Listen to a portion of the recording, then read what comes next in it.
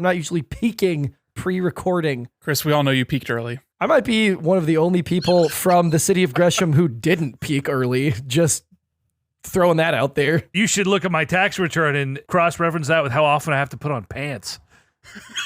That's my metric for success. That is certainly some math.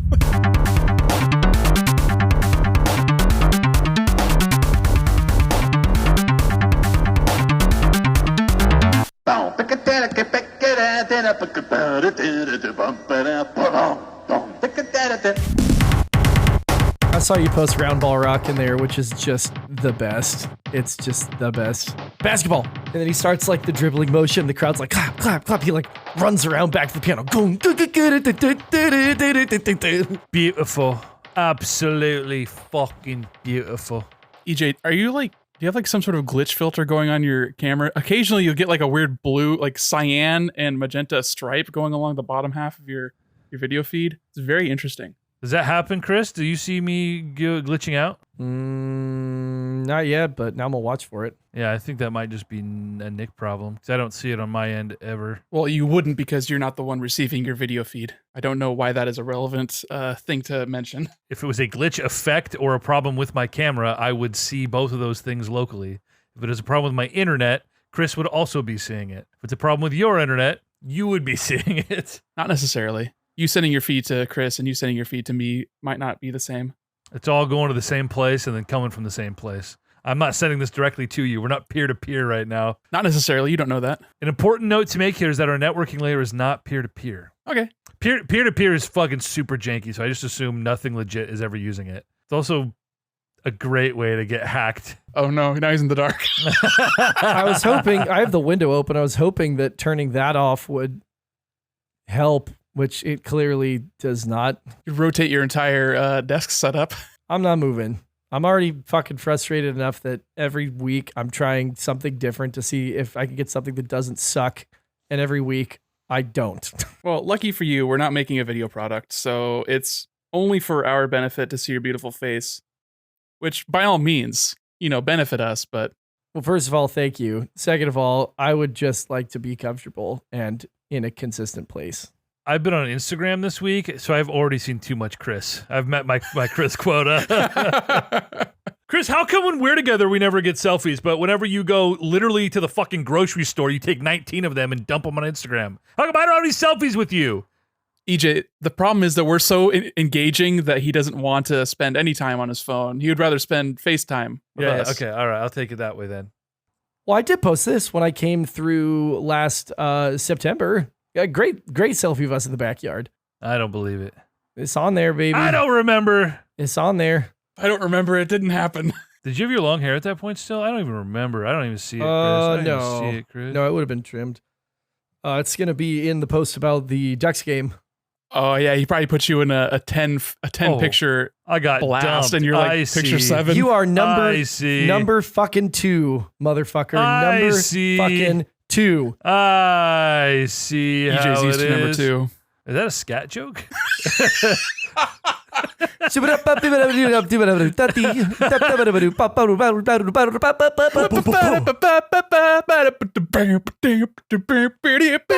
Console, Crusade, podcast. You know Roundball Rock is going to be the intro this week. I don't even give a shit. Copyright be damned. It can't be the first time. I swear to God, we've done that before. We're doing it again. EJ Olsen with Nick Durheim. Basketball. And Chris Gilly Forer. That's going to be in my head for weeks, dude. I'm going to be scatting that to the boys in Discord every night. That's true. We're back another week. We're not skipping a week this time. Of course, as these things usually go, Nintendo Direct gets announced the day the podcast goes up, and it happens the day afterwards, so we're a week late on it, but who gives a shit? Is this the worst Direct, Chris, that we've seen in how long? Oh, I would have to really dig back. Certainly the worst in recent memory.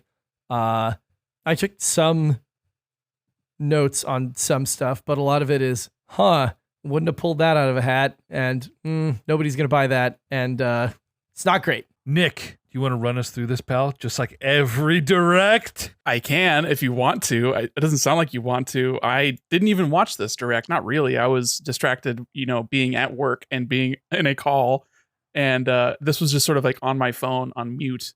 So I'm like, okay, here's a trailer for something we've already seen. Here's a remake of a game. Here's another remake of a game. Oh, wow.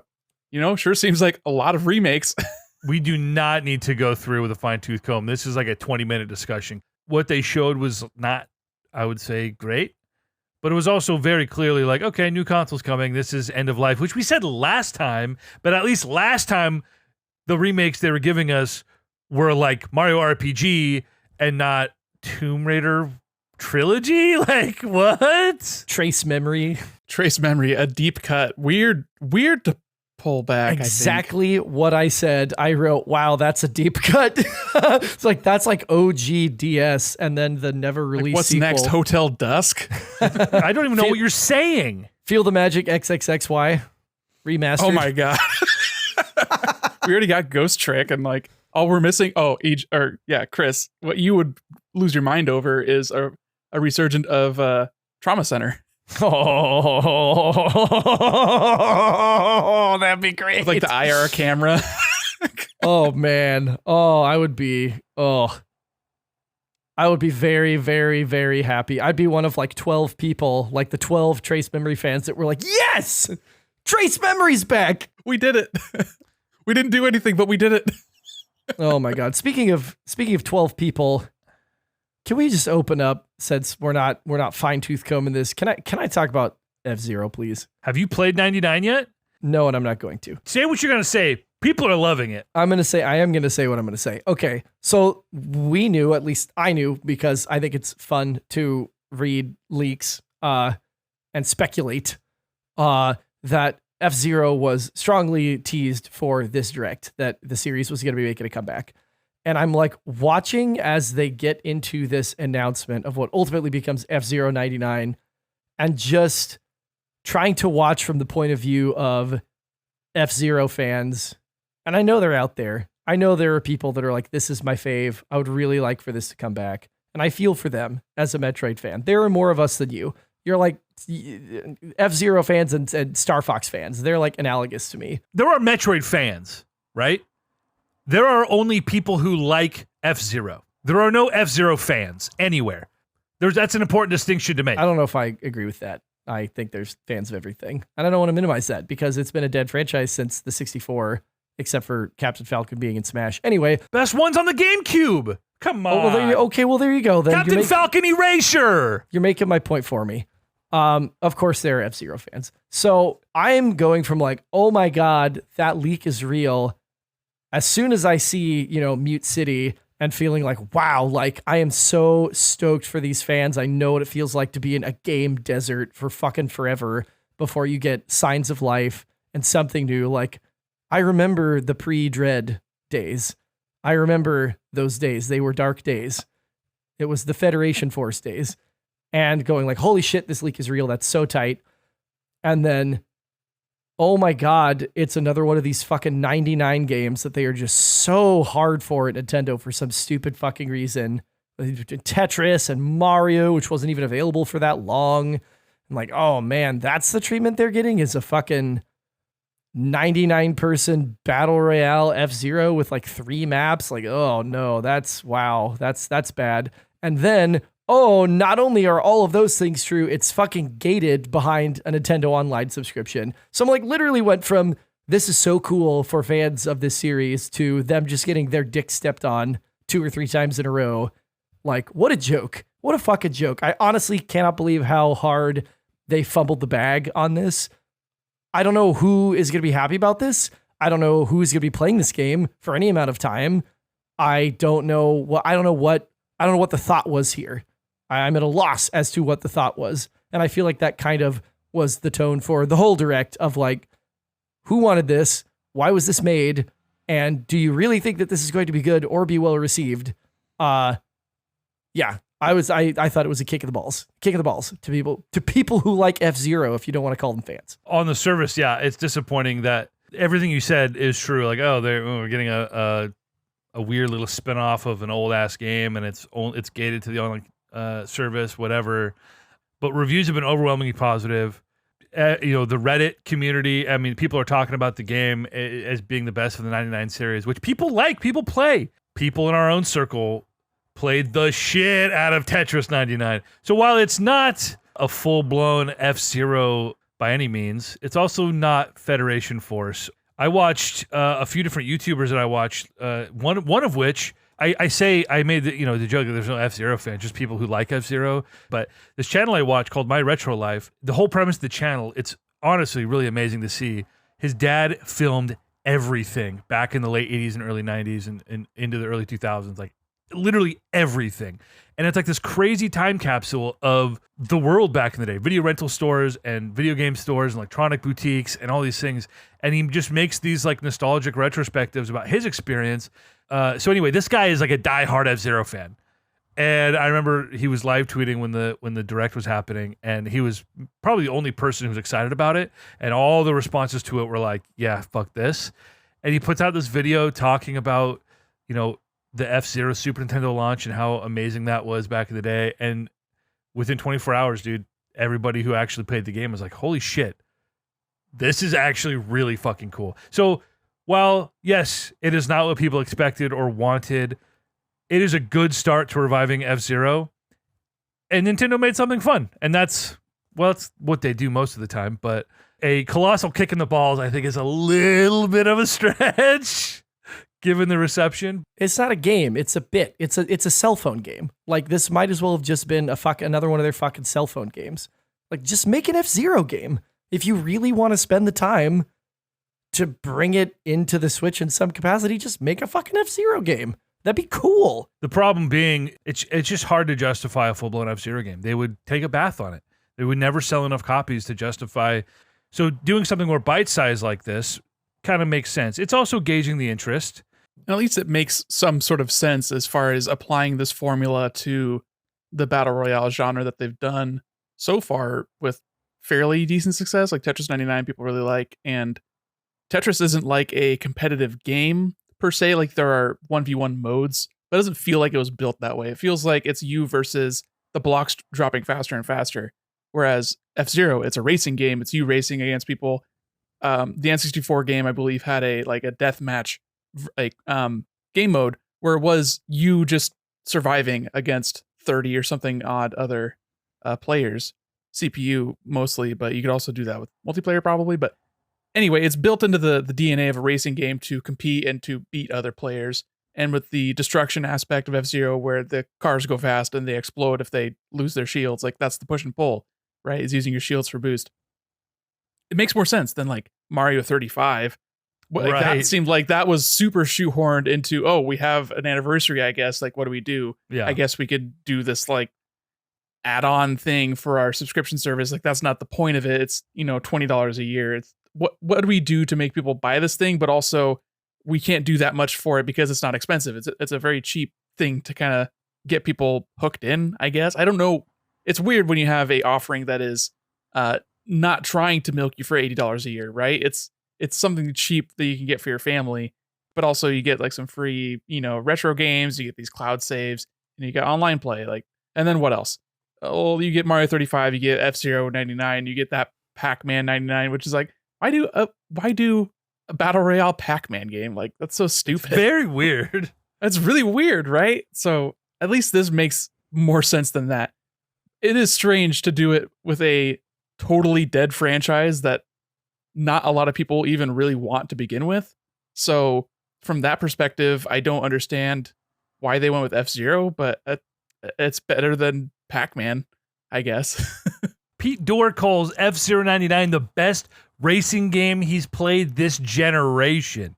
I mean, that's crazy kinds of praise. These are prominent figures who play video games for a living all day, every day. I mean, I'm just shocked by the reaction to it after having similar thoughts to you, Chris. Like, surprised. Like, people had a really visceral reaction to the announcement, and people are having kind of crazy reactions to the actual game now that it's out. Like, I'm just blown away. I haven't seen any opinions online from people who have played it and are like, this is bad. So, I mean, I guess that's as much of a praise as you can even come up with the internet, where everyone is bitching about Starfield only being a 7 or whatever, Nate uncorked like 30 straight minutes, and I literally mean like 30 straight minutes of jokes about there being no F-Zero fans. And some of them were pretty fucking good. he was like, every F-Zero fan in the world can compete in a single lobby on this game for supremacy, and also there will be 88 bots there. There's the two people in their 12th birthdays, our age, and one of them got Mario Kart Double Dash for their birthday, and one of them got F-Zero for their birthday, and everybody left the one kid's birthday party to go to the Mario Kart kid's birthday party, and he's like still in his basement living with his mom playing F-Zero, trying to beat his times. It's just like nonstop. And he's like, I literally, if I didn't have a call time for a show right now, these would still be going. He got on one.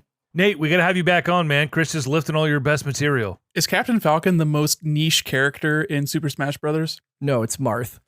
I mean, not anymore, because they've shoehorned him into a billion games that he has no reason being in.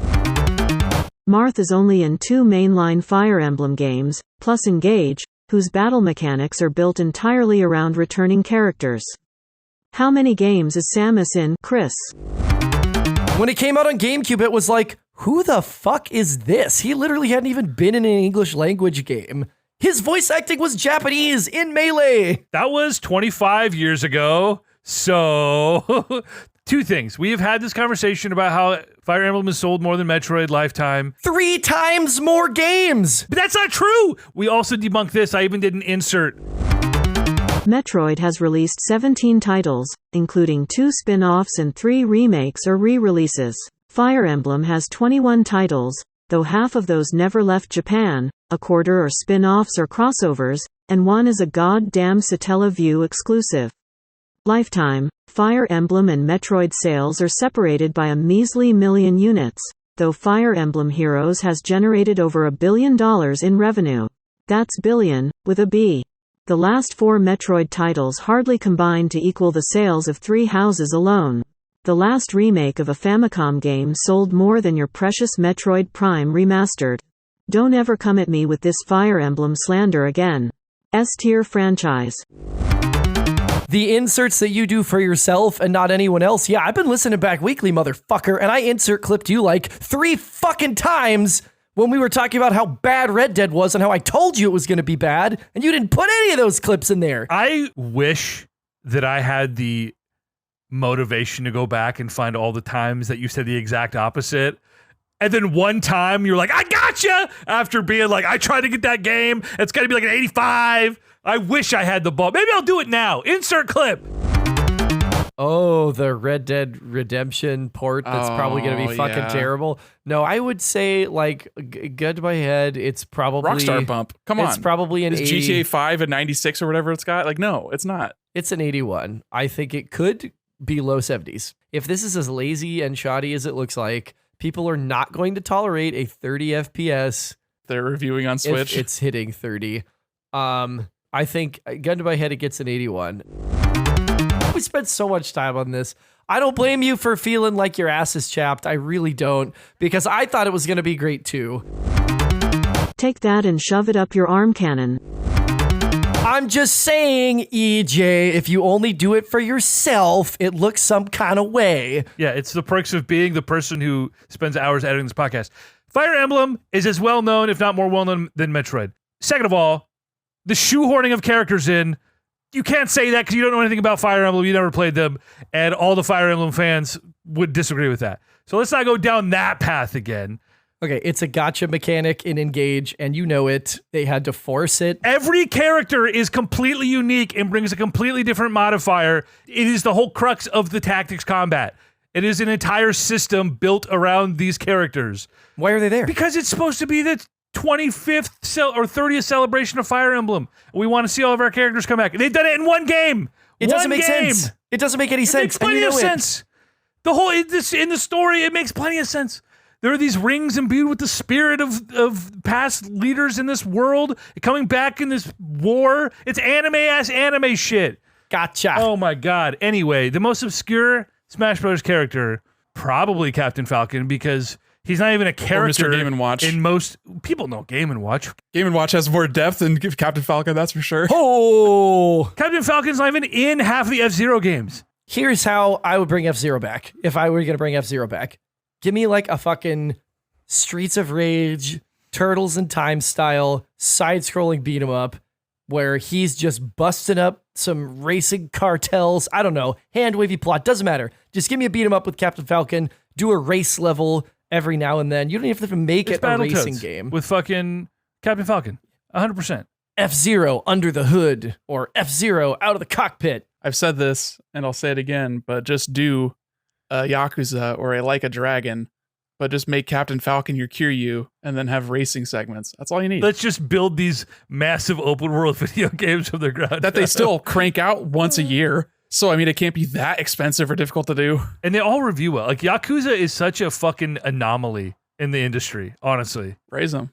Sustained greatness, consistent release schedule. Just to do a little bit of, okay, I did some very bad research to try and gauge the success and the popularity of different Nintendo franchises. And I went to a place called reddit.com and I went to specific subreddits for these game franchises to gauge the number of members that they have. Just to kind of have like, these are the people that want to talk about this game on the internet in the specific forum. The biggest one I found so far, which is surprising, was Zelda. I mean, I guess Pokemon's probably the biggest one. Let me check that one really quick. Pokemon.reddit.com. Because Zelda is at 2.4 million members. Pokemon is 4.4 million. Yep. So those are probably the top two. As far as Mario, I don't know what the, like Mario Kart, I guess, would be the subreddit to go to. I went to Mario Maker because I'm actually part of that subreddit. That's got 86,000. Pretty steep drop off. Metroid's at 153,000. Fire Emblem is at 333,000. A lot of gacha fans in that community. Kirby is at 148,000, so just a little bit less than Metroid. Star Fox, very low, 12,000. Pikmin at 83,000. And F-Zero at 7.7 thousand. It is the smallest amongst the Nintendo ones that I have checked as of right now, but feel free to let me know if you think of anything else that I could potentially look up. I mean, it makes sense, right? I mean, there hasn't been a new game in 15 years, 16 years. I don't know when the last like Game Boy Advance exclusive one came out, but it is for all intents and purposes, a dead franchise with 3 real entries. I mean, what do you expect? There's been almost as many Star Tropics games as there have been F-Zero. The Paper Mario subreddit has 55,000 people. I mean, Paper Mario came out 2 years ago. but nobody played that game. I bet more people played that than Metroid Dread. Oh god, that's sad. I wonder That's how many depressing. copies Origami King sold. Probably like 5 or 6 mil. No I'd guess. way. You could probably look it up. That'd be so depressing. Okay, Price is Right rules. You're taking 5 or 6. You splitting the difference. I'll say 5. 2.3. 2.3. I'm going 4. I think the last reported sales were 3 million in September 2022 or 2020, 2 months after release. They don't usually keep updating unless they do over 1 million in a quarter. So, I mean, it could have had a longer tail, but That's way better than I would have expected. Just a touch over Dread, if true. So what's the deal here? Is this just is this a demographic problem? You know, there's 120 million Switches out there, but they're all being ignored by people, you know, children who are now teenagers? Or is it just little kids who don't play games like Metroid? Is it a marketing problem? You know, a game like Elden Ring can do as well as it did. 2D game being $60 means difficult to sell. Is that just perceived value? I mean, it just blows me away. I think a lot of it is perceived value. It's crazy to me. More Nintendo Direct stuff. There was some good stuff. It was few and far between, but it was there. We got a lot of second looks at games that they announced in the last Direct, such as the Super Mario RPG remake. Continues to look and sound fantastic. I love what I'm hearing of the reorchestrated soundtrack. They've said that you'll be able to freely toggle between graphics, between the soundtracks. If you want that crispy SNES style sound font, you can have it. And some new mechanics, which we saw in the trailer, but they didn't explain, such as the meter in the bottom left of the battle screen. As you know, Mario RPG originated the like timed hit mechanic that Paper Mario took and ran with and iterated on a little bit.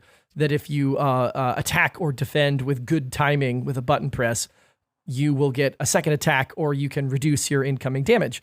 They have expanded this in the remake so that your timed hits will now hit all of the enemies on the battlefield, which is welcome because the 6 or 7 time, as with all JRPGs, you get like 4 Buzzy Beetles and a Goomba, and you're like, I really would just like to get through the end of this dungeon. This will help streamline that without having to run, which is not a guaranteed prospect in any JRPG, and could cost you coins or items. I wonder if they will have rebalanced things as well. I feel like that in itself is a rebalancing. I wonder if that makes team comps a little bit more viable, because in the OG, it was basically worthless to have anyone besides Mario, Bowser, and Peach. Like Mallow and Gino were far outclassed in their roles by their Always counterparts. ran Gino Peach. Always ran Mario Gino Peach. From a pure like DPS aspect, like if you play it as an adult and you see the actual like numbers that you're putting out, it's like, yeah, Gino can be the heart pick, but I wonder if with this aspect, it makes it more balanced to allow for a better team comp. Also with the triple attack that you were leading up to, having different team compositions affect how that works as well. Yeah, that was exactly where I was going. Nice baton pass.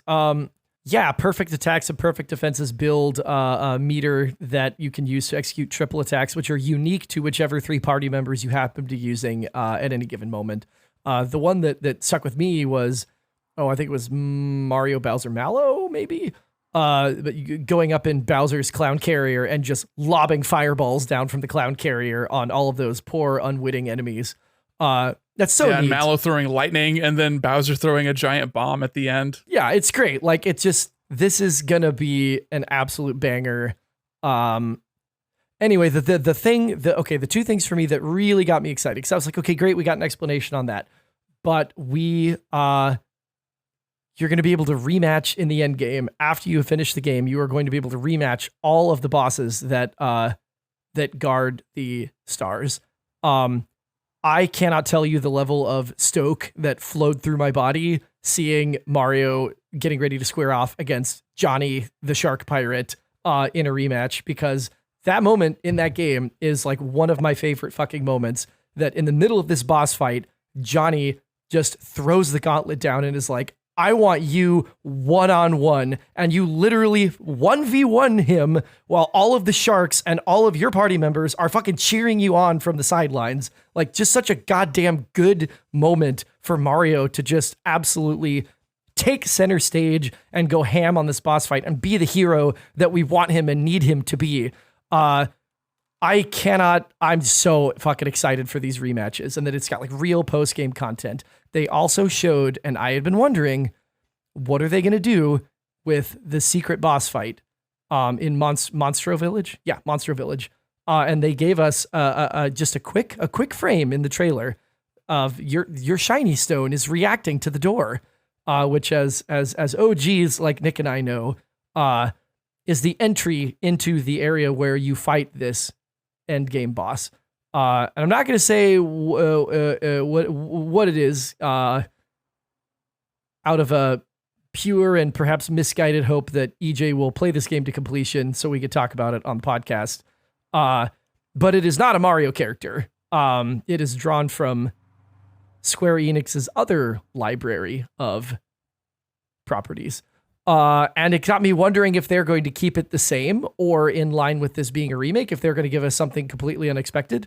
But either way, I'm really excited that they're like, yep, we know, and yes, something's going to be there. It's time to fight Sora. Dude, that'd be wild. I'd be down for anything, honestly. Anything. I love a good secret, like, actual hardest boss in the game. I want to rematch that dude, too. I don't want to just fight Yuridovich and Boyer. I want to fight this dude. Twice. I need an Axum Rangers rematch so badly. Like, just the best, stupid, fucking dumb characters. And what a time and place thing, too, of like, can we put the Power Rangers in this game? Like, we can't call them Power Rangers. Come up with a shtick for it. They all have axes for heads or something. Great, Axum Rangers, run it. But, oh, man. Is their name in the Japanese like a play on the Sentai instead of Power Rangers, because that was the Japanese equivalent? Oh, good question. Oh, probably. Names in other languages, they are just the Axe Rangers, the Ono Renja in Japanese. That's still, it is a good bit.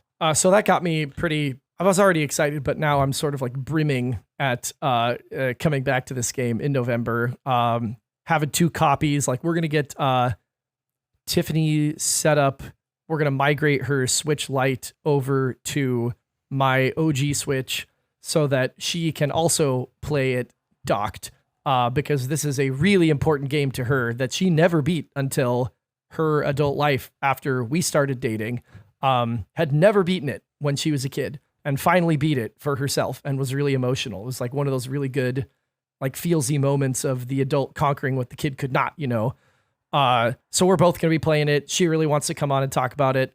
It's just, it's going to be such a good November. Slam that thing out in like a couple of weeks, get on the pod, talk about it. Be sure to take care with Animal Crossing Islands and that transfer process, because I know everyone here who's experienced that transfer process has had a harrowing experience. You need a separate app on your Switch and the cell phone app. It is not a part of the normal backup, and you will lose your island forever if you don't follow the very specific instructions very carefully. Yeah. It's very confusing. I've done it twice, and it used to be really easy. It used to just transfer along with everything else when you did a system transfer. You pressed one button, and then they're like, let's do the island transfer tool. And download the cell phone app and approve the transfer. And then they ask you, they're like, are you sure you don't not want to maybe sometimes transfer this right now, yesterday? And you're like, I don't understand what you're fucking asking me. Do I hit yes or no? Why is it so complicated? Luckily for me, I haven't had to do that. So OG Switch until it's in the ground. Kind of is. Next year. Complete side note, I know we joked last week about talking about Apple phones, but like actually seeing some of the games that are getting ported to iOS and how powerful those new iPhones are going to be. I know that Nintendo, or anyone for that matter, can't release technology that's as powerful as an iPhone, because iPhones cost $1,400 for like the super powerful ones. But I'm just like, the dream is there for people who spend too much money on video games they don't play, like me. The dream is there. But anything else from this Direct before we get to Paper Mario? A whole lot of ports, a whole lot of remasters, a whole lot of remakes. I think that I read a stat, and you could idiot check me on this, but it was approximately 90% ports and remakes. That sounds believable. Yeah, so stuff we joked about like Trace Memory, but that's coming to the Switch, including the unreleased in America Wii sequel. Oh, Dave the Diver. That's awesome. Is coming to Switch. I've heard of that before. Heard it's a really good game. We got some looks at the Princess Peach game, which is called Showtime, that has a theatrical conceit, which made me chuckle, but I'm still not buying it. It looks like baby mode, literally like walk around, press button, beat game kind of joint, which will be great for some. Just doesn't seem like there's a whole lot there.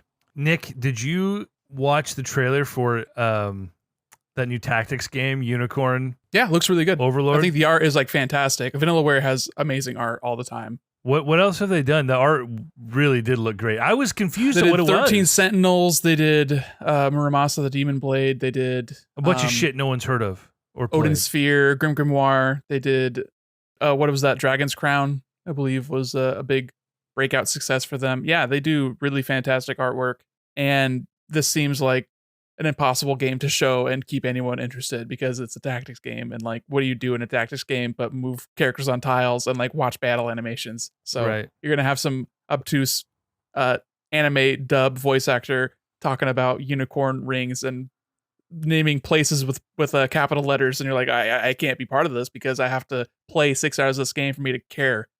So it's a hard trailer to make people excited about, but it seems interesting. The only other thing that, well, I would say WarioWare actually looks really fun. With the Wii-like conceit of like motion and using the Joy-Con to get into specific positions. Looked like it'd be really fun to play drunk in the wintertime. Yes, it seems like a total like a game that we would bring over to your Nana's house while it's like the dudes and we're just having a party night and just passing the Joy-Con around and like pecking at things and doing ridiculous WarioWare shit. Like, that seems like a good time and probably worth the $50 or $60 for a night of fun. As does honestly. Trombone Champ, which I unironically really, really, really want to buy specifically to play with the boys, because that looks so stupid, so fucking stupid in the best possible way. Just with those big, dumb looking trombone players, and the sound of a trombone is to me inherently comic. and the motion, The of, wannabe me's. yeah, exactly, and like hearing 4 of those doing their at the same time, but they're not all on pitch because not everybody is good at the game. Like it just looks like something I would really, really laugh a lot at playing and have a really good time. I said in chat, it feels like it could be Astro Bears tier of just like a really shallow but very fun and stupid party game. Or like Mount Your Friends, where it's the point of the game is that it controls bad and you're having fun with it, because it's not that it actually controls bad, it's just that it controls very specifically and you see where you're messing up, but you can't correct yourself because it's ridiculous what they're asking you to do. And that in a multiplayer setting is a lot of fun. I can't get by playing those games by myself. I'm not going to play Only Up. I'm not going to play Co-op. I'm not into getting over it with Bennett Foddy. But in a multiplayer session, it seems like it'd be a fun time. Oh, yeah.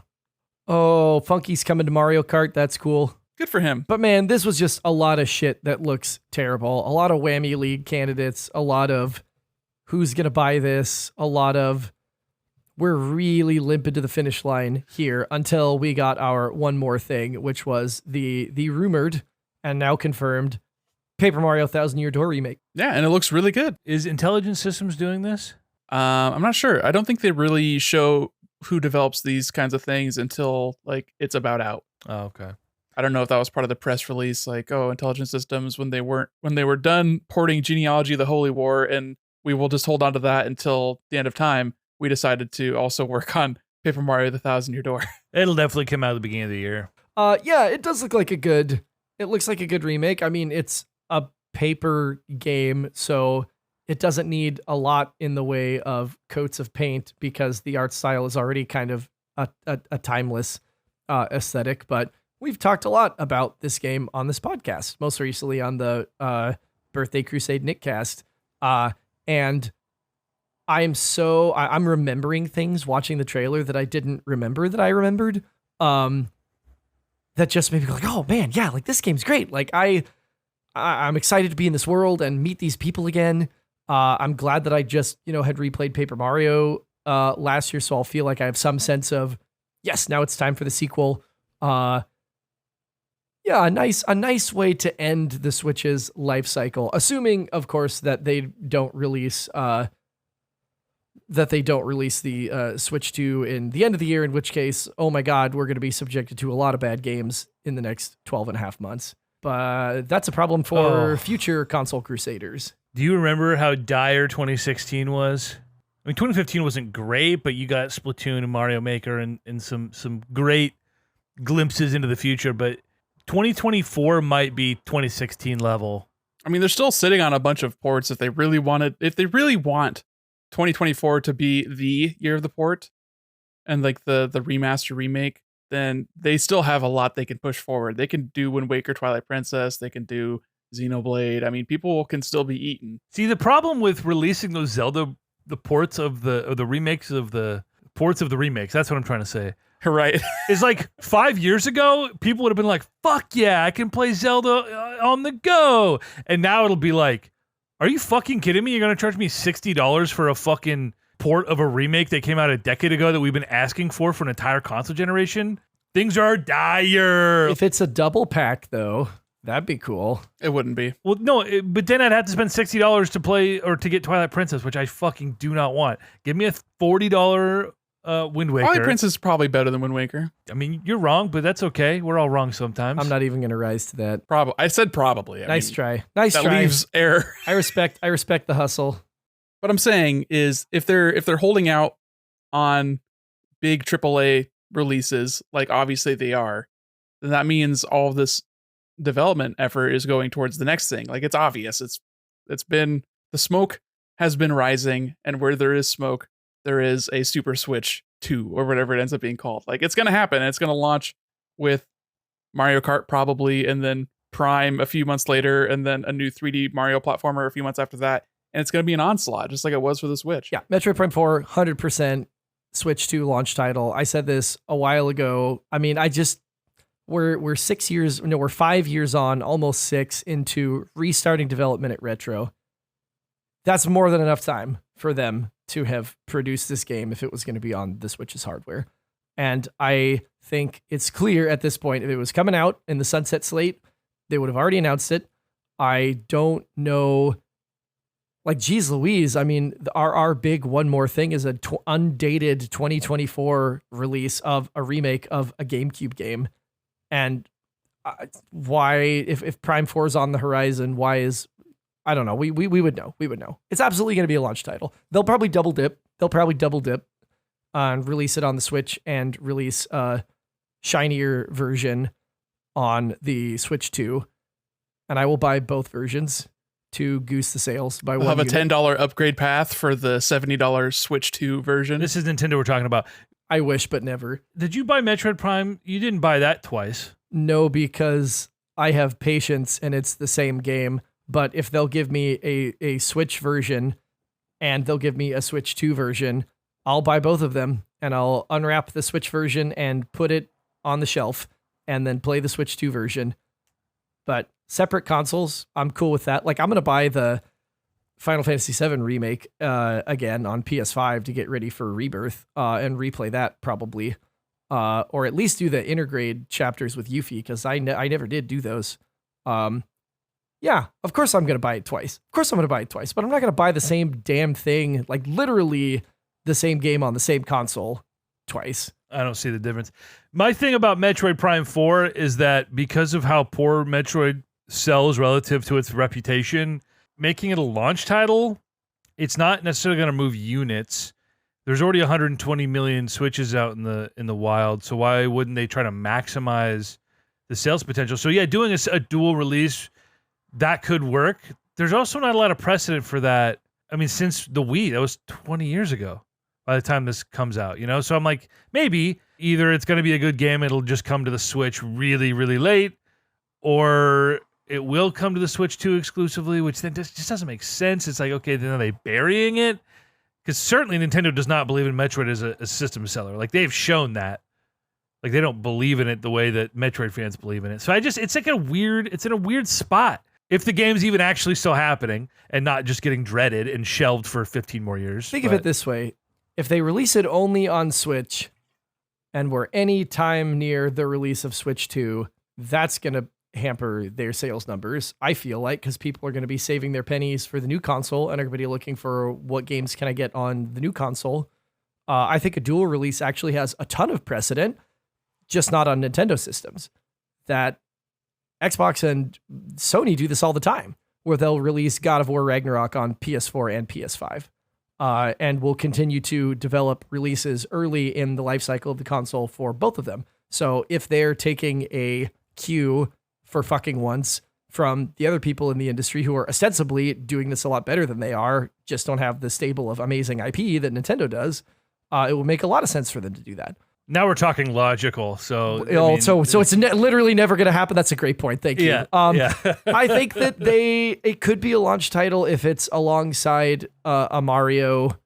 Like, I think the Donkey Kong that's been rumored, we just got it, and it's the March of the Minis remake. Which, oh god, who asked for that? Jesus, except for Joey. Well, at least it's not actually the March of the Minis, because the first Mario versus Donkey Kong game is actually decent. It's good, but the sequels are like trash. So this is actually a good game. This is more of a sequel to Donkey Kong 94 than what followed after it.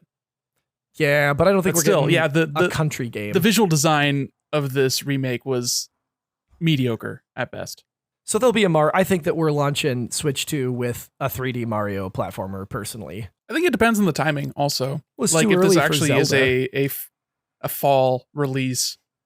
It's not too early for Zelda. Technically, I mean, they could do a Link Between Worlds remake as like a launch title. I mean, they did Mario 64 DS as a launch title for the DS, so why not? Yeah, right? that's not going to move a new console, though. You know what I mean? It's not. It doesn't have to. Mario Kart will move the console by itself, and I think Mario Kart 9 will be a launch title for the next system. Well, there you go. And Prime 4 alongside that makes sense. How close are we to a new Mario Kart? They just did another 60 new courses or whatever on fucking Mario Kart 8. They're not even out yet. Yeah, do you think the whole development team behind Mario Kart is like working their fingers to the bone, putting out DLC tracks? No. It's Nintendo we're talking about. This is like a board art team that's like, hey, we've made these courses and it works in the Mario Kart 8 engine. Can we sell them, please? And Nintendo, in their pile of cash money, just Scrooge McDucking it. They're like, yeah, sure, whatever. Get these suckers to pay for the online subscription. They'll play as Funky Kong and they'll like it. Part of me just feels like, and I think I sort of speculated before, but like there are people like us who will buy whatever Nintendo does next, right? Regardless of how poor the lead up may or may not be, like we're gonna buy it day one. But we're grown ass men. I feel like there are so many people. I mean, to sell 120 million units, you're selling to the casual of the casual. How many of those people maybe were caught up in the hype and they buy a video game console every decade, maybe 15 years, maybe they buy, it's like my dad, they bought the NES because of the hype and they never played games again. How many people are kids who have now grown out of video games and might not return to that hobby for 4, 5, 6, 7, 8, 9, 10 years, which is sort of a common loop for casual gamers. What would it really take for Nintendo to match the Switch's success? I think we're headed for an inevitable drop off. And the only reason maybe you look at the PS5 and say, oh, the PS5 is on pace with the PS4 is because PS4 came out 10 years ago. So there was a sufficient enough gap. Those cycles sort of bore out in that decade. You know what I mean? So it's been 7 years since the Switch came out. I think there's been enough time. Yeah, I mean the PS4 and the 360 or Xbox One had 7-year life cycles as well. The Microsoft one. Yeah, the X. I found a original Xbox controller. Was it a Duke? No, it was not a Duke. Who fucking cares? But it was one of the special see-through color ones, and so I went to list it on eBay, and I had a hell of a time finding that specific controller because I couldn't figure out the naming convention. They kept bringing up a bunch of modern controllers, and the Xbox's naming. Come on, it's like Nintendo's DS line. It's just absurd, patently ridiculous. The Xbox SEO. Call it the Xbox 09 and just shoot yourself in the fucking foot. That's a joke for one of my friends listening. Okay, that's Nintendo Direct. That's too much Nintendo Direct for how fucking awful it was. I would say it was whatever. It was completely forgettable, which is bad. The September ones are usually just like, there's maybe at least one thing you can be excited for in the next 6 months. Joke's on them. I don't get excited for anything. Okay, so let's transition right out of that. Okay, Blair Witch, what the fuck is going on? I'm trying to get some light on my fucking face. Scared okay, right now. I'm so scared. You're scared of Fucking everything. freaking me out. For You're such a freaking me large out, man, dude. you carry such fear. You're big and strong. Genetically, you should be predisposed against fear because your lizard brain's like, I could fucking take him. I have trauma deeply rooted within me, being the older and bigger brother, that whenever I retaliated, I got in so much trouble that I have such a fear now of even defending myself. Oh, I heard because that. I know Heard it'll all that, fall buddy. on me. Oh, yeah, it will. Nick, you fucking younger ass sibling fucker. Yeah, it's fucking bullshit. So now I can't even defend myself because I'm afraid. I'm afraid of trouble. This is a big brother syndrome. You either grow up to go to prison or you grow up to be a complete pussy. One of the two. Jury's still out on me. Literal jury. They'll be returning their verdict here in a few weeks, and we may be down from 3 hosts to 2 hosts, but we will carry on. We'll be changing the logo back. Oh, God. Hiring an editor. Yeah. Oh, my God. Yeah, that direct was bad. What else we talk about today, fellas? So Unity totally shit the bed last week. What the hell? Catch me up on this drama. So Unity is one of the most prominent video game engines used by mostly independent developers. Not always. It is also frequently used with large phone games, namely stuff like Pokemon Go, Genshin Impact. Even actually the Diamond and Pearl remakes use Unity. But think like Unreal Engine. It's the easy to start and then fairly flexible as far as what you actually end up owing when it does come time to pay. In the past, that's been like once you hit certain milestones, then it turns into, well, you pay a licensing fee depending on the throughput you think you're going to get. Like if you think you're going to be selling millions of copies, then you go for a higher, more expensive enterprise version of it. But in the past week, they decided, hey, let's do this funny thing where we actually charge you based on installs, and it's a flat rate. So once you get past a certain threshold, you could be charged as much as 20 cents per install. So for an example, Pokemon Go has been installed by about 1 billion different devices.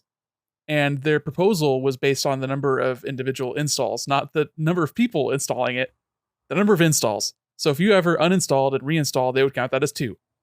So for a game like Pokemon Go, then that roughly a fifth of a billion times maybe another 50% is a lot of money, it turns out. It's like $300 million that Unity's like thinking they could just call up Niantic and Nintendo and Pokemon Company and say, hey, could you pretty please give us $300 million?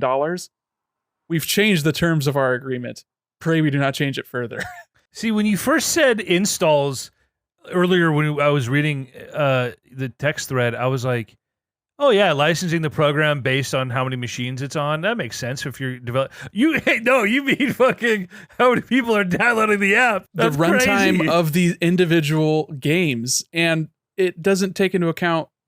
So they've already started walking this back because obviously everyone threw a big hissy fit because this fucking sucks. It's a totally toxic maneuver to change already agreed upon terms of service, even though, buried within the terms of service, like actually we can change these terms whenever we want. And by clicking accept, you accept this part of it as well.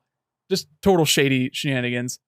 And this is also coming from the same CEO that was at EA that was talking about how video gamers, as they get further into a video game, become more invested in their characters. So that's when you should start pushing the microtransactions. Like if you want to reload a gun in Battlefield, if they're 40 hours in, they're more likely to spend money than if they are 10 hours in.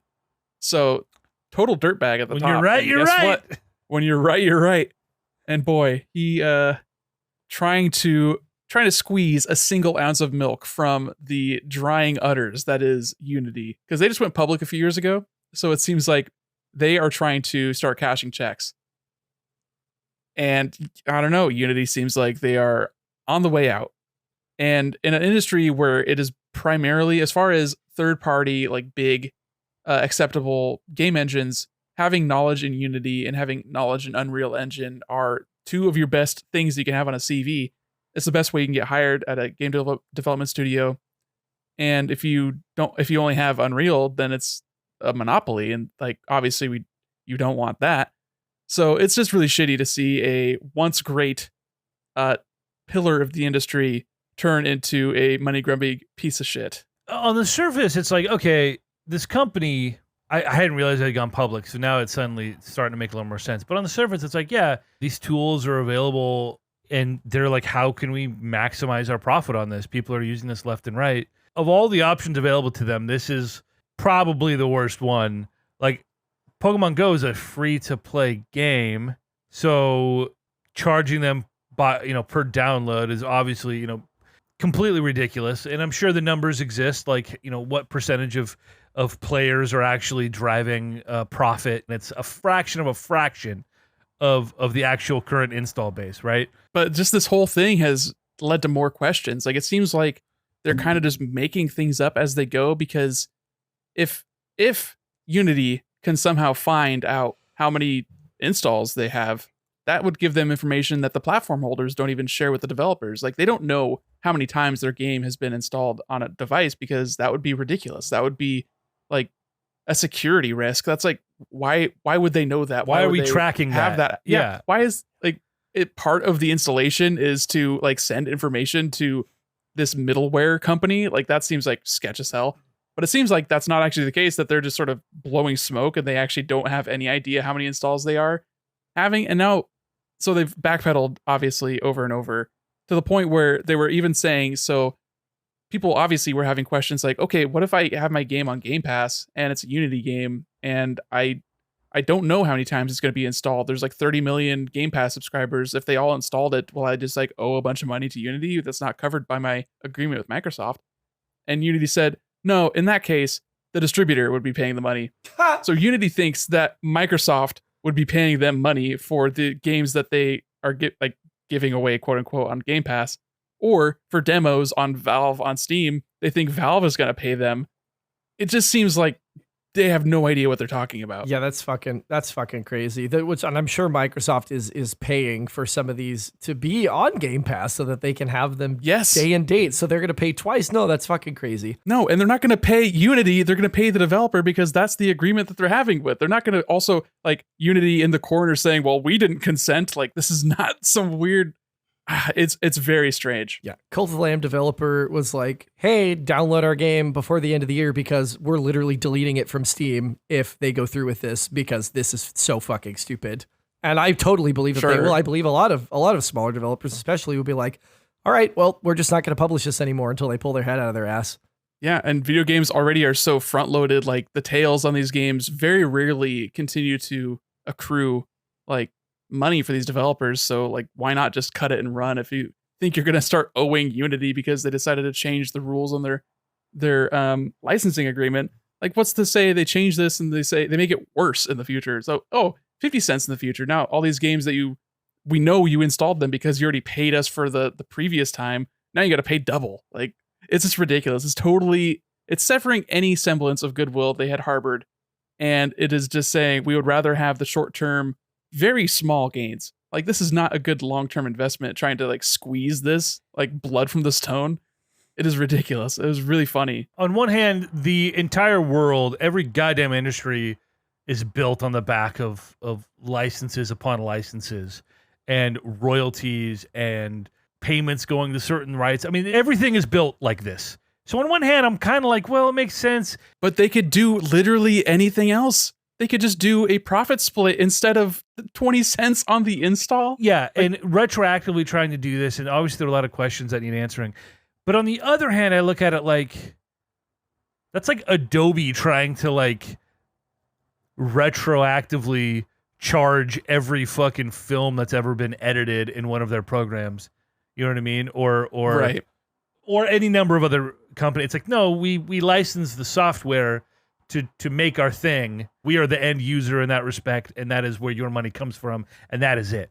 That money doesn't get it doesn't change hands, doesn't get the cost doesn't get passed on to, the distributors would be paying that because it's on there. I mean, it just seems so wacky. And again, of all the options they had, again, you're just increasing the cost of the fucking platform to begin with. Everyone's going to a monthly subscription. I pay fucking $60 a month for Adobe now instead of my, $1,000 every 5 years to buy the newest version that I need. You know what I mean? Just increase the cost, go to a subscription service. I don't know, but anything else. Anything else. Yeah, really just it reeks of desperation. It seems like a move that they pull because they are deeply in the red and they need to like make some quick cash soon because they spent a bunch of money buying Weta, not like the actual VFX like part of the studio, but like a subsidiary of Weta. They bought Iron Forge, which is like a distribution platform, I believe, for like source code. And yeah, so they've made all these purchases and they went public right when COVID started. So it seems like they are in trouble. It seems desperate and they can't be long for this world, I don't think. Like, what is the situation? Like, the best case scenario for them is someone bigger ends up buying them and somehow fixes the problems that they have because they're not profitable enough. So why would they be purchased? Like, who would buy a company that is failing and getting worse, right? So what's the future of Unity? I don't know. What are the Unity alternatives? Like, what currently exists that people can migrate to reasonably? Unreal Engine, and then there's been talk of some more like open source sort of alternatives, sort of akin to moving from like Maya or ZBrush or something like that to Blender. Like if you're thinking like 3D modeling. But yeah, there's not like a lot of open source alternatives to video game engines because those skills aren't as transferable. Like, you're not going to work on this weird bespoke piece of software and hope that skill translates over into a different weird bespoke software, especially since a lot of companies still not so much anymore. I mean, a lot of companies are moving towards a more Unreal Engine focused approach with their game software. Why I keep reinventing the wheel for every video game they make. But a lot of companies still also find the value in having their own internal tools because it means they don't have to pay Epic any money.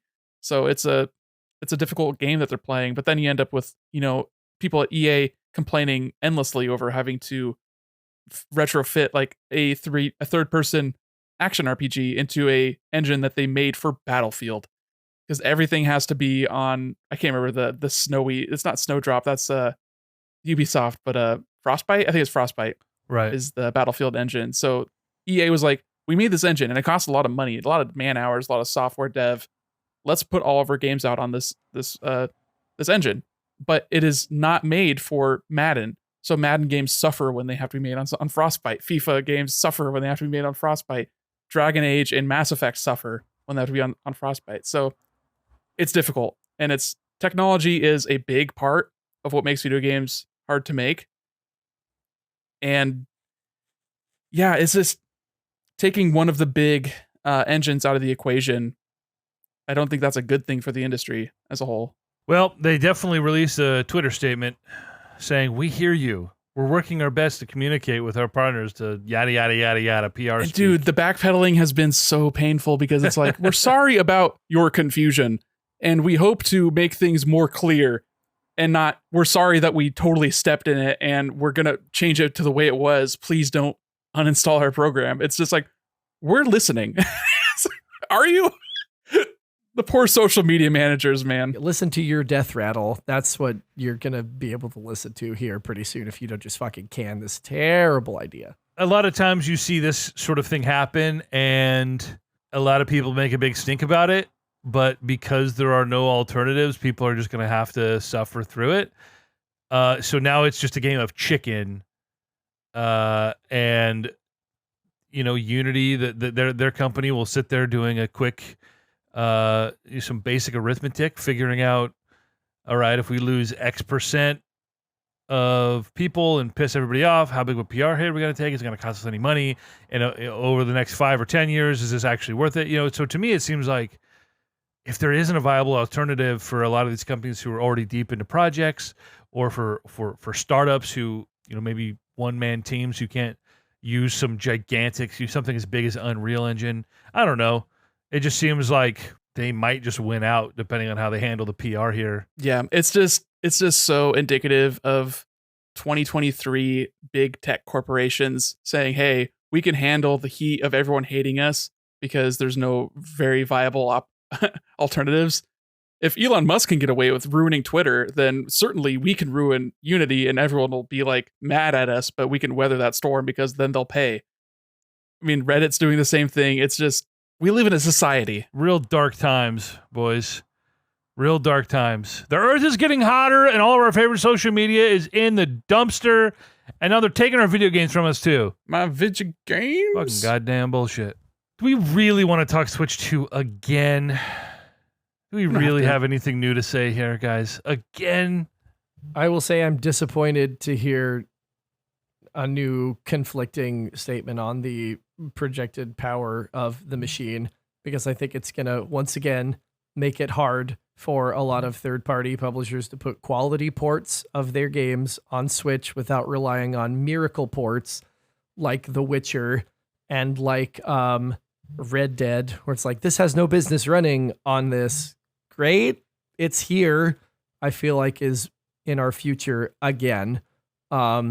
So yeah, hooray, that was always going to be the case. More of the same. Well, when we came coming out of Gamescom, when they're like, no, it's stronger than originally reported, and now hearing this about like, no, it's not. So I'm disappointed, and I think it's going to make it hard. It's going to be more of the same. More of the same. Yeah, of course it is. It was never going to be. And those reports, as we talked about last week, were completely errant in nature. Like, there's just no way. I mean, the ROG Ally and the Steam Deck and all these boutique handhelds that sell for $600, $700, $800+ aren't even as powerful as the current gen. So in what world could a Nintendo handheld ever compete at a price point that is going to sell a number of units similar to the Switch? I mean, we still don't know it's a handheld. That has not been consistent across these reportings. Yeah, there's no way in hell that they brought anything more than a spec'd out, like, not even a dev unit to Gamescom. They probably just had a suitcase with the guts in it, and they plugged it up to a monitor, and they're like, "Hey, check it out. We got Breath of the Wild running in 60 FPS. Aren't you all impressed? Please work with us. Let's make a deal." So obviously that's where the leaks are originating from, is people working for Ubisoft and EA and those subsidiaries that are over in the Germanys or near enough to actually go to Gamescom. The fact that Breath of the Wild was running at 60 frames, if it was in fact the Switch version, is actually more impressive than whatever specs it was at, 4K, Xbox looked like this, whatever. Because even after 7 years, and all the PC hardware in the world, like we still can't get the Switch version to run well and work properly because the way like certain things are tied to the frame rate, and it's, you know, that's why everyone plays the Wii U versions, because you can do whatever you want to the Wii U version when you're emulating. So the fact that they have supposedly a 4K 60 Switch version, that's more impressive to me than whatever technical specs they have going. It's like, oh, somebody had to work really hard to make that work properly, because in 7 years, no one else has been able to figure it out. We'll see. I mean, I've read some very fun fan fiction talking about what the next Switch hardware is, and until it's actually shown and with an actual software lineup, then it's just NX tomorrow rumors until then, you know, like it's just that same song and dance. Like I love a good rumor, I love a good speculation, but it only goes so far until I'm actually like excited. I'm not going to get excited about a rumor. Like that way lies madness. I am a 32-year-old man. Like I can wait for the real thing. It's a fun exercise, but there's no sense in, oh, that would be so great. And, you know, like, I don't know, hitching your highs and lows to the rumor mill, as they say. So let's just jump in here into what we've been playing. If you guys have anything you want to talk about, I think I'm going to save my Call of Duty stuff for a side episode. And I think my Starfield thoughts I'm going to save until I put another 10 hours into it. Just to be fair, but I've been really bummed with a lot of aspects of that game so far, now that I've sort of gotten a little more into it. But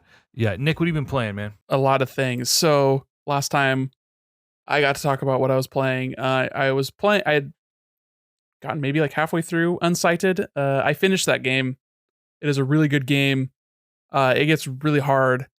I did like optional content to make sure that I played like the harder version of the boss, and like even through cheesing it, it was a difficult slog, and very rewarding gameplay to that game, and getting the secret little mobility techniques. Love it. Big Super Metroid vibes as far as hidden mobility techniques. And then after that, I was just in a Metroidvania mood, so I popped into a game that I had purchased and hadn't gotten around to playing, called Transaruby, which is a very brief, small Metroidvania, more akin to, gosh, I don't even know what I'll compare it to, but it is a linear Metroidvania, so there's not really a lot of backtracking as far as exploration and like finding things. Like there's backtracking in, you have to go back and get this thing to go to the next thing. But it was like maybe 5 or 6 hours, so it was totally bite-sized and reasonable. Has a cool mechanic where you unlock a gun, and the gun always just freezes enemies, and the only way to kill them is by hitting them with your sword. So it's like a melee kill, but you're freezing them, so it's more of like the Ice Beam and a Metroid game. So you're using them as platforms, and like using that to solve puzzles was satisfying. Totally like a 7 out of 10, 6 out of 10. Like it was totally fine. Like it was a reasonable, nice experience. Wish there was like more like music, because there's like maybe 4 tracks, like a track for each area, and like they were fun. It was good songs, but it was not, 6 hours of good songs. After that, I played Wavetale, which is like an action platformer, also very brief, which was nice. It's like maybe 4 to 5 hours total.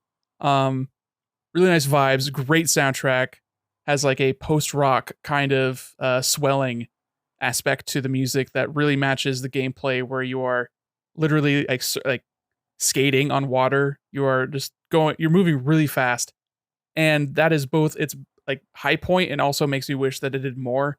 It felt like there could have been more mechanically to jumping off of the waves. Like it could have rewarded you with like a boost if you like got off the zenith of a peak of a wave, like it could have felt really nice.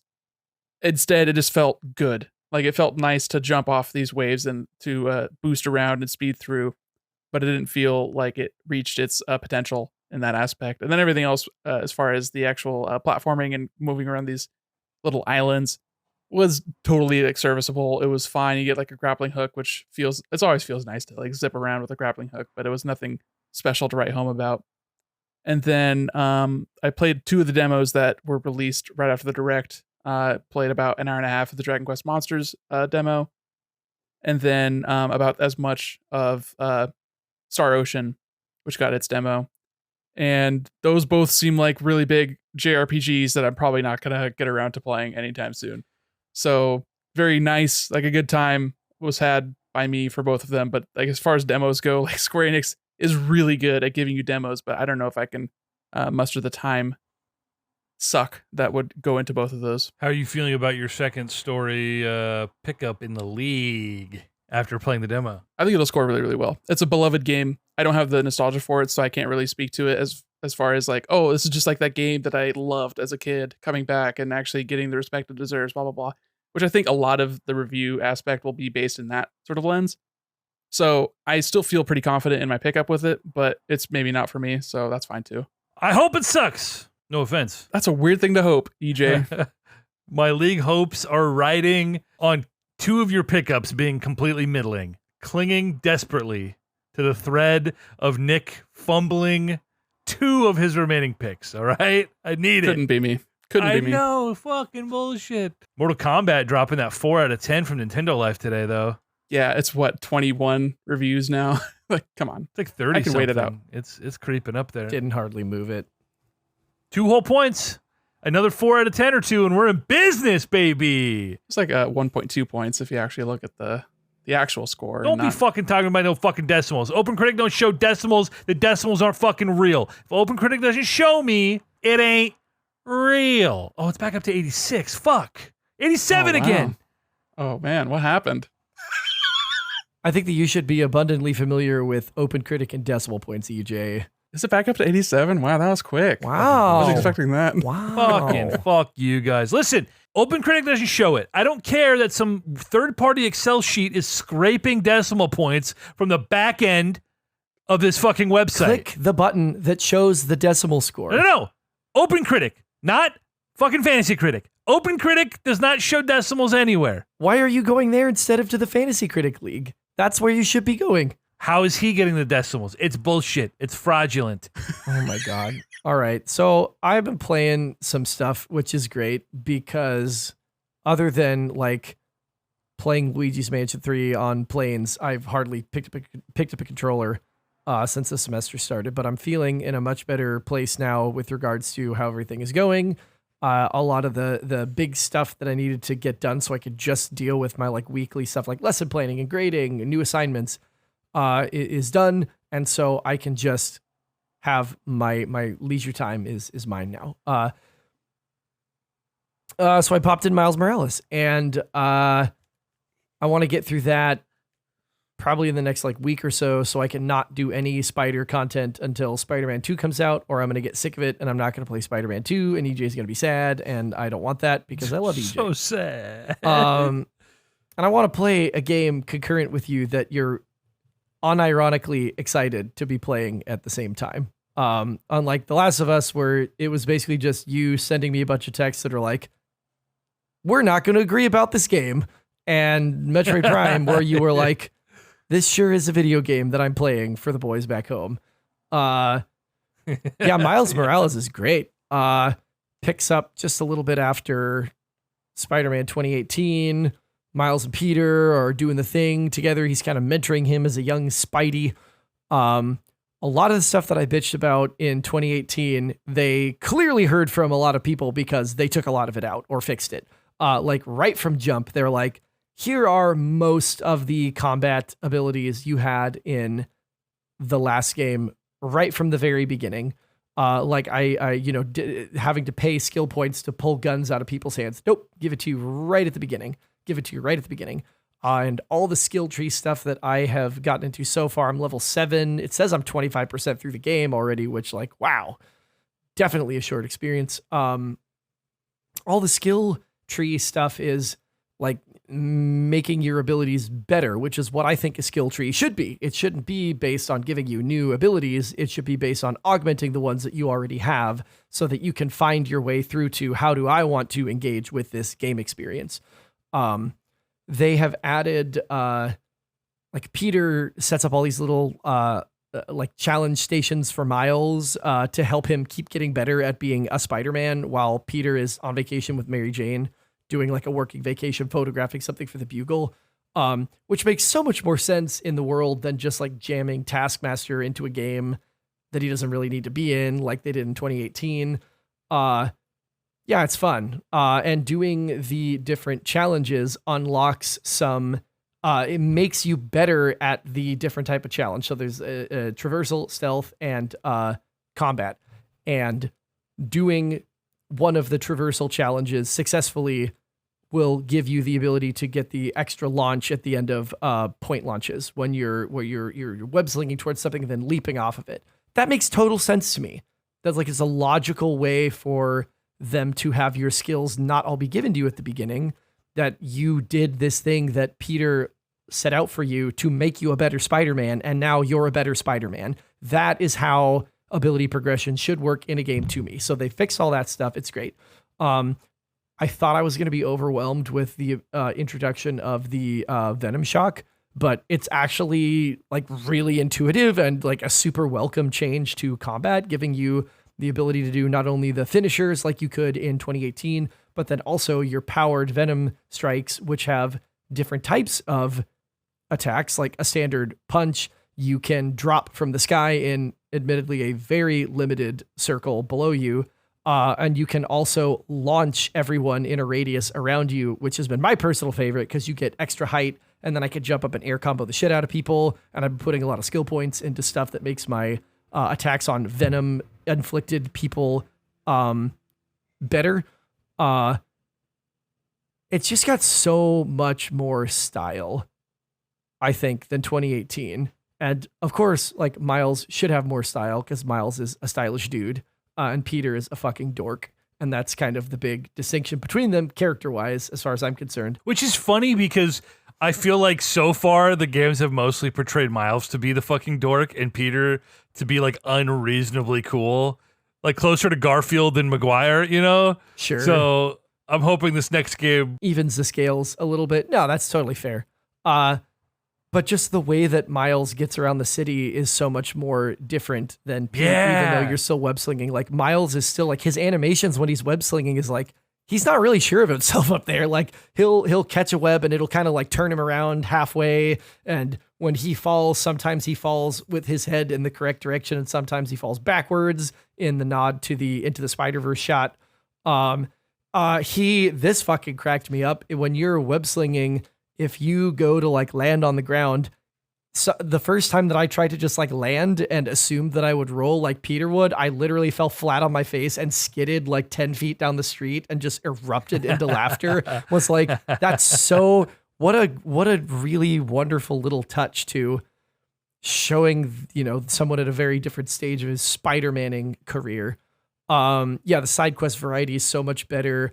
There's no more fucking propaganda of you surveilling people on behalf of the police. Instead, Miles's buddy has created a dedicated app for people to report things happening in their neighborhoods, which is such a beautiful mutual aid version of what they tried to do in 2018 that, like we discussed, was kind of cringy, where it's like, hey, people need help. I'm going to go help the people who are saying they need help, rather than relying on systems that historically have oppressed and continue to oppress people who look like Miles and like Miles's family. So that was a really fucking cool way into that thing. And I'm not far enough into the story to have any feelings on it, but I just think that, like, this is clearly a better game than 2018. I'm enjoying it a ton. I can't wait to finish it. And we'll have to see how 2 is in our mutual opinions, because I'm kind of feeling like, man, 2018 was good, but I'd almost rather see Miles on the top 100 list, but maybe Spider-Man 2 is better than both of them.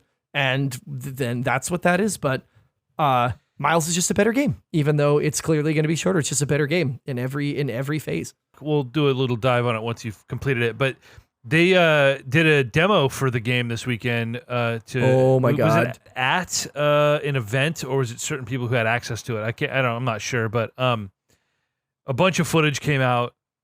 First of all, and I said this to you, Chris, the fast travel system looks insane, dude. Tell them about it. I'm not going to take this from you, but my head's exploding at this. It's the coolest fucking fast travel system I've ever seen, and the integration from the map into the real world, the transition is completely seamless.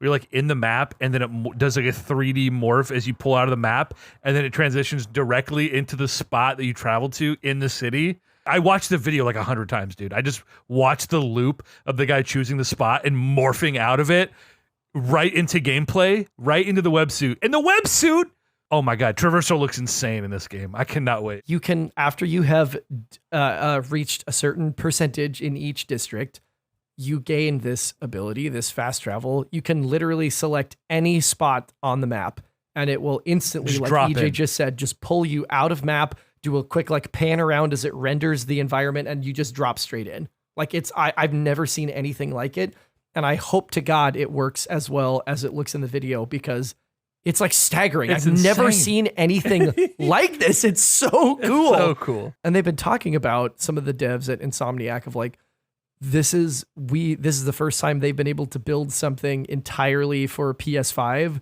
with the knowledge that they have. Well, I guess Miles Morales is PS5 exclusive. I don't really know what they meant by that, but they were comparing it to things like God of War, Ragnarok, where they're like, they had to kind of build that for both consoles, but we're building this just for PlayStation 5, and the stuff that they can do because they're just building it for PlayStation 5 has really excited the development team. They're like, we think that you're going to be really impressed with this and go like, wow, that's amazing how they do that. The fast travel, if that's any indication, absolutely, it's going to be some stuff that it's like, how did they do that? I'm still like, I still can't believe that that's real. I'm almost like, I don't believe it. Like, I have to see it in the game and then I'll believe it, because it's so beyond credulity. Nick, have you seen this video we're talking about? Yeah, I think it looks really cool. It's weird to me that they have Spider-Man flying now, but that's just another thing. The web wings are a fucking classic Spider-Man trope. He's dropping in from a web sling into that moment. And it also just fucking looks cooler, so who cares? He's falling with style. That's He's fine. gliding. It's like a squirrel suit. Miles Morales did, in fact, come to PS4, which I hadn't remembered either, but it did. There you go. So yeah. Total slander on Rift Apart, though. Man, that could have been a PS4 game, huh? Let's not pretend like Ratchet Clank to Rift Apart is exactly pressing on the seams of the PS5's capabilities in terms of performance and graphics. But it loaded so fast. I don't know. Graphically, it's still one of the nicest looking PS5 games, but there's nothing particularly unique about it. And this is something that is both unique to the game's space, but also, couldn't exist on other hardware. I mean, it's amazing. And if it works as well as they claim it does, it's going to be mind-blowing. I know, Chris, you missed out on, because of how fast the PS5 loaded, you missed out on all the different cute little subway cutscenes where Spider-Man is literally taking the subway from borough to borough and or district to district. And on PS5, it just loads so quick, you just don't get any of those. But is that why the achievement says take the subway 5 times? Because yes, why the trophies? Excuse me, the trophy. Oh, fuck me, fake PS5 gamer. I was like, what the fuck? Like, that doesn't make any fucking sense. I'm just literally appearing there. I wondered about that. Thanks for clearing that up. Yeah, they're great. Well, they have a version of that now with the transition between Peter and Miles.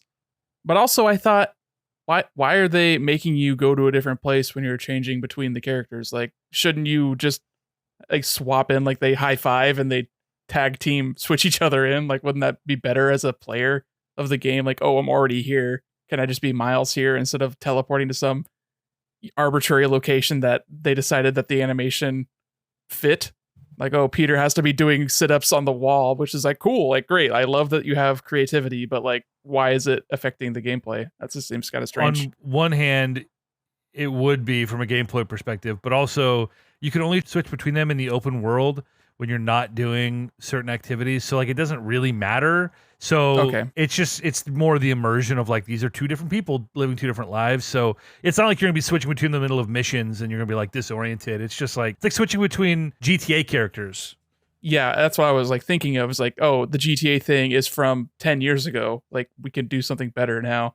You don't have to have this like gameplay conceit for the limitations of the hardware. But yeah, that was just a thought that I had, because I thought it was, you could just change whenever. But if you're like locked into a mission, then it makes more sense that you would be less likely to change and be like, oh, I want to be Peter right here because I'm doing a mission and he's got to collect these bananas, not Funky. I think people have been really confused by the messaging surrounding the idea of playing as either Spider-Man whenever you want, because they've been very specific in their language that you can switch between them anytime in the open world. And that is a So like sliver. multiplayer, right? Like people are going to end up being really upset, I think, when they realize that, oh, this is a story-driven game and you can only play one or the other most of the time. I fucking unless hope you're just not. doing random crimes. Because it's been clear. It's been clear to me. But again, as we've discussed Same. a lot of times on this podcast, what is clear to me is not clear to a lot of people, including present company. Sometimes that they were like, whoa. They were like, you can only play as who we want you to during story missions. You cannot switch in story missions. You can switch whenever you want when you're swinging around New York City. And I haven't even watched literally any of these trailers. But they haven't said that. They've just said switch anytime freely between these two characters in the open world. And in that's the open world. But the game is an open world game, right? So cute, but no, I mean, if you were just reading that sentence, the open world, like in the open world part of that sentence does not jump out and say, oh, only during like free roam, not doing the thing. But they also said during story missions, you can only play as who they prescribe you. They're like, there's going to be stuff for Peter and stuff for Miles. I only read and remember the things that I want to see and think. So this is conflicting with my previously held beliefs. I'm getting a little bit of cognitive dissonance and I don't understand it. The puddles look bad now. Puddles, dude. Stop it, dude. Taking me back to the good old days. Classic. I hope there's a puddle gate in this game as well. I'm excited for backpacks because, we have 2 new burrows. We're going to have backpacks again. And part of me thought like, oh, how are they going to do backpacks? I really enjoyed those. Well, it's going to be really easy to just whole cloth do what they did in the first game because we have 2 burrows we haven't explored. So like, give me 50 more backpacks with 50 more Easter eggs. Ephemera. I love it. I'm a or some like Miles stickers. Give me some textbooks and maybe a bus pass. And I'm freaking torqued, bro. So Spider-Man wasn't the only thing at that state of play that we're not really talking about, but also talking about because we're talking about new things from that state of play. But Chris, oh man, I could hear how turgid you got from this trailer just through the text that you wrote out to us the other day. So I want you to regale us with the thought processes. That ran through your mind. I will. And God, Final Fantasy VII Rebirth. I don't have anybody to info dump about this game to, which is kind of depressing because I'm probably more excited about this game than Metroid Prime in terms of 2024 releases. Like, I don't even think it's a game that exists. Fair. But even if Prime 4 had a date and had a trailer, I would probably be more excited for this game anyway. Oh man. Okay. So great. Really, really, really great shit in the trailer. And from the subsequent like developer interviews that they talked about, got to look at a lot of really iconic locations like Costa del Sol, the shot, of course, of Cloud on a Segway in Costa del Sol, which is just so dumb and fun and very Square Enix-y to just put this meme fodder. Oh yeah. You thought he was cool with that motorcycle. Think again. Yeah. Cloud, Mall Cop. And they also gave us a little bit of looks of Cloud and Sephiroth fighting alongside each other, presumably at Junon. No, that's wrong. Nibelheim during the mission where Sephiroth lost his mind, at least in Cloud's recollection of it. We continue to see Zack Fair helping Cloud into Midgar. That remains the big question of what's happened to the timeline, basically, I think is sort of the way that a lot of the folks online are putting it. I swear to God, I need to see a YouTube edit of Cloud and Zack talking to each other and Cloud saying, "Where are we?" And then Zack saying, "No, when are we?" Well, Zack wouldn't be aware that he was in a branch timeline. Anyway, it's a different Zack, different timeline Zack. This timeline Zack does know. Sure. I lived, bitch. The adjustments they're making to the combat system seem really cool. There's like partnered attacks that any configuration of 2 or 3 party members can do in tandem with one another, which is going to encourage you to shuffle it up between the new party members. Absolutely am going to just be running probably Yuffie Red 13 I don't give a fuck. Give me the side characters. Well, not the big boy What, Kate Sith? No. / little boy. No, fuck Kate Sith, man. Don't you mean Ketshi? I don't care. How approachable is the Final Fantasy remake for a person who's never really played Final Fantasy like myself? I've heard it's a really, really good jumping on point. I think that you would, if you play and enjoy action RPGs, then you would probably enjoy it. I think that it is best enjoyed if you at least watch a like story video on YouTube of the original Final Fantasy VII, because they are off the rails at the end of remake. And it continues to be the big pressing question as we go into Rebirth, which they have confirmed is going to end at the Forgotten Capital, which is about halfway through the original Final Fantasy VII and the site of probably the most major event of the game. Spoilers for Final Fantasy VII, I guess, here, which is Maybe. which is Sephiroth descending on Aerith while she is praying in the waters at the Forgotten Capital and killing her. That is going to be that section is going to be the end of Rebirth. So, and Nomura, Kingdom Hearts daddy himself, was like, buckle up, fuckers, basically in a statement after the State of Play trailer. God only fucking knows what they're going to do with that. There's some language Sephiroth uses at the end of the trailer where he talks about reunion, and he calls it, he says, this is reunion when worlds merge, something like that, which is obviously not what reunion was in the original 7 as we understand it, which was the uniting of all of the Genova cells into one body to resurrect Genova. So, I mean, fuck, man, I don't have a fucking clue. I don't have a clue. Nobody has a clue. That's what's so exciting about this. And this, you guys know how I play video games. You know how methodical I am. You know that I have to do the side quests. You know, I have to do all the extra content. I have to do all the mini games at the Gold Saucer, which looks so fucking cool in this game. They have the PS1 block graphics for the boxing game with Cloud and the Shinra Soldier. Chocobo racing looks amazing. The snowboarding game and the motorcycle game look amazing. I have to beat this game as fast as possible. I have to know. I have to fucking know. I will do a new game plus for all of the side content, which I never do. I railed about this a week ago about how much I hate new game pluses. I'm beating this game as fast as I possibly fucking can because I have to know what they're doing with the plot of this game. This was my first Final Fantasy game. It is very beloved to me for that reason. It is the only, well, that's not true. Other than 12, it's the only Final Fantasy game I played more than once. I've beaten it twice. I'm so fucking excited. I'm so fucking excited. It looks so gorgeous and it sounds gorgeous. And I don't know, I'm going to be inconsolable. And the fact that it comes out on Leap Day, that's the biggest, dickest energy of the whole thing. Like on 2 discs on February 29th. I keep looking at that date like that's not, you can't, I don't, The hubris. I still just can't wrap my head around the idea that like, oh, and this is 100 hours of content. that's They fucked. said That's too much. on That's too 2 much. discs, on 2 discs, 2 PS5 discs. To get halfway through the game, 3 discs. The idea that this is not actually a retelling of Final Fantasy VII is a wholly new story, just reusing all of the same characters. But it's not wholly new though. That's the thing, is that it's there. Like they just taken all of the things that they really like about something they did 25 years ago, and they're like, yeah, but let's just do something new with it.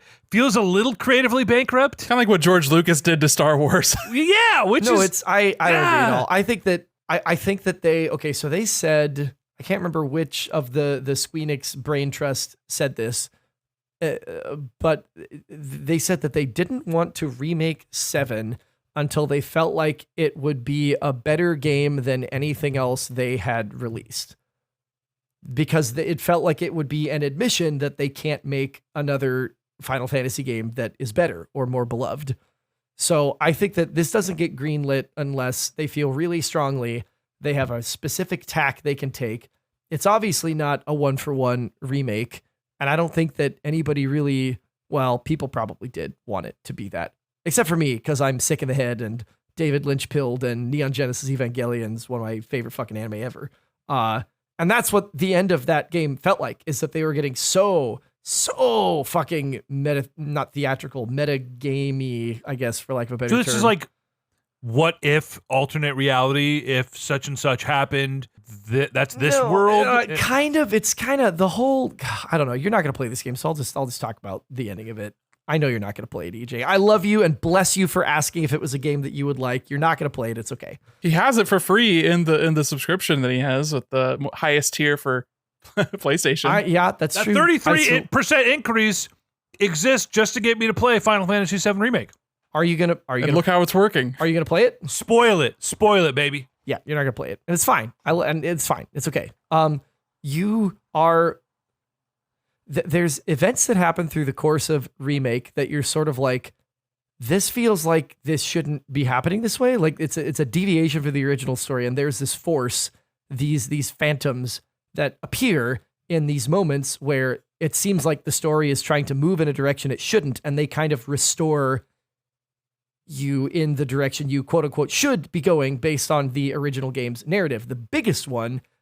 Quick question: are these phantoms wearing black hoods? Yes, they are. Nomura, you son of a bitch. Yeah, he did it again, baby. So they were, yeah, they're literally like black wrap. It's Kingdom Hearts. Figures, yeah. So the biggest one, towards the end of the game, Sephiroth slides down in the Shinra Tower and stabs Barrett through the chest and drops him, which is a massive, massive deviation from the original game. And the phantoms come in and basically auto-res him. And he's like, I don't understand. And we're all like, I don't understand.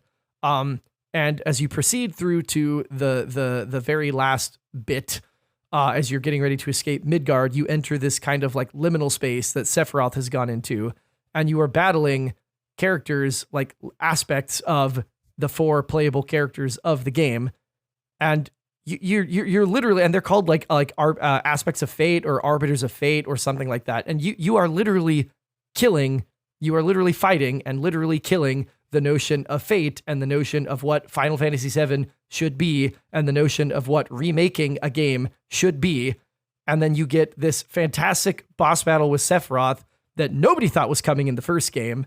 Spectacular set piece with callbacks to the end of the original 7 of Cloud and Sephiroth standing in this cosmic space.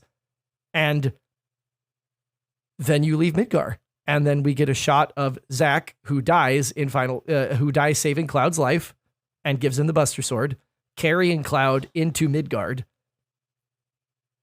And then there's a good question of like, did they just succeed in breaking out of the conscriptions of what fate has told them the story needs to be like? What does that mean? What is Sephiroth after? He clearly has some kind of understanding that he's trying to affect things and the way things are supposed to go.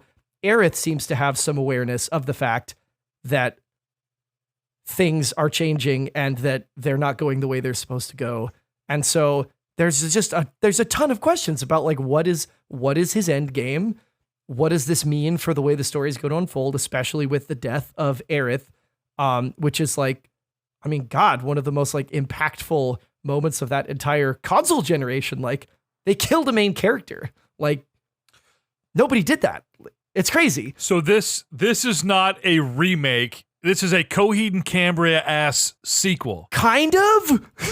But also a remake. And that's why when I talk about this in the top 100, I was like, it's not Final Fantasy VII Remake, like the remake of Final Fantasy VII. It is Final Fantasy VII Remake, which is to remake something, like make it differently. Make it again, but not the same.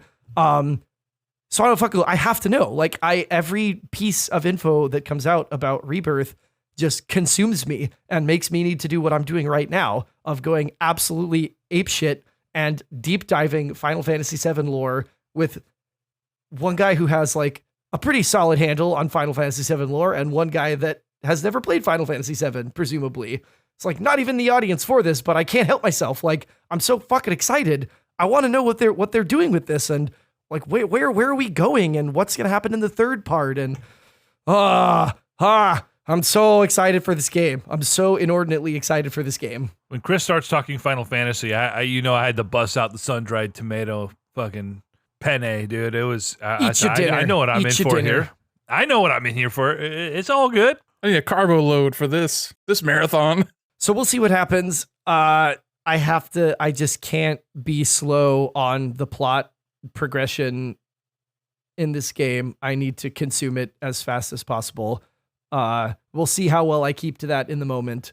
But I would ideally like to be done with the story in like 1 or 2 weeks before I go back and try and do like a full completion clear or like a comparable to full completion clear. Or I'm going to get spoilered. I know I'm going to get spoilered. I don't want to get spoilered. It was so fucking cool not getting spoilered on Remake and playing it right when it came out and getting to that moment in the end, you know, the end of the game where like Sephiroth comes down and the reorchestration of One Winged Angel starts up. And I'm like, no, it couldn't be. No. Just shitting a brick. And then like, there's his health bar. I'm like, it's happening. It's like the most iconic final boss theme maybe ever. It's so good. It's a ripper. And ominous. And there's a moment, I've listened to this on Spotify too many times.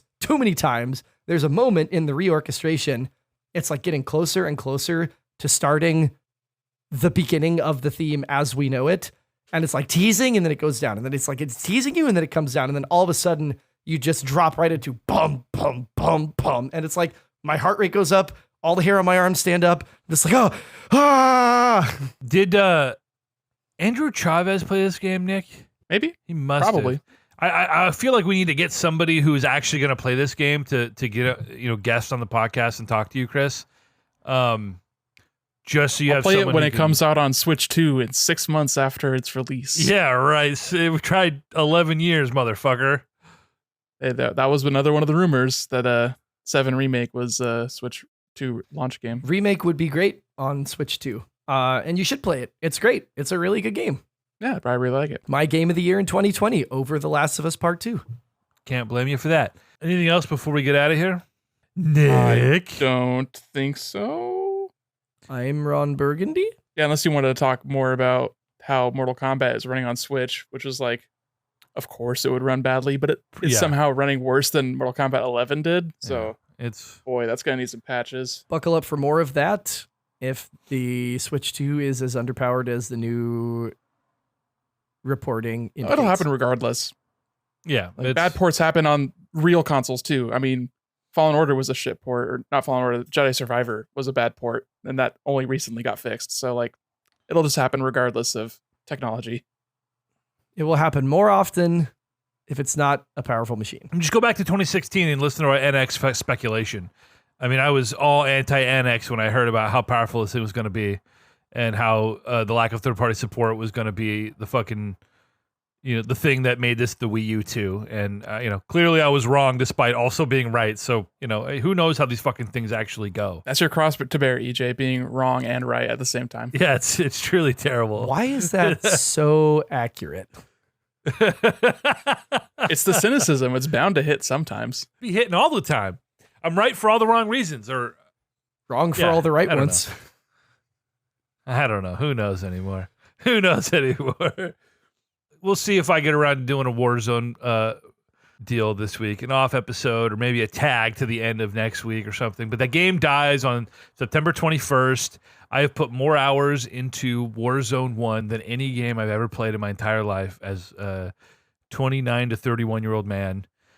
Through the pandemic, the dark days of the COVID crisis, and it dies in 3 days. And I don't think I'll ever love a multiplayer game that way again. And I am not exaggerating when I say I'm heartbroken to see it go. Cue the Sarah McLachlan, man. It's just like watching the last episode of The Last of Us Season 1. Wow. Far cry from that. I did just buy The Last of Us Season 1 on 4K Blu-ray for $20. Yeah, you $20. Where'd you get it for $20? Yeah, dude. Amazon had a sale. I'm excited to watch it in all of its glory, in order, back to back, and just take it in as a new experience again. So if you wait just like another 9 months, Sony will just remake it and sell it to you at full price. Well, you put it that way. What am I doing? Yeah, you're an idiot. Oh my fuck. I'm a mark. I got reverse marked. They be marking down prices and I be fucking, I'm out of my mind. So, all right, fellas, Console Crusade podcast. I'm gonna eat the rest of my sun-dried tomatoes. Nice.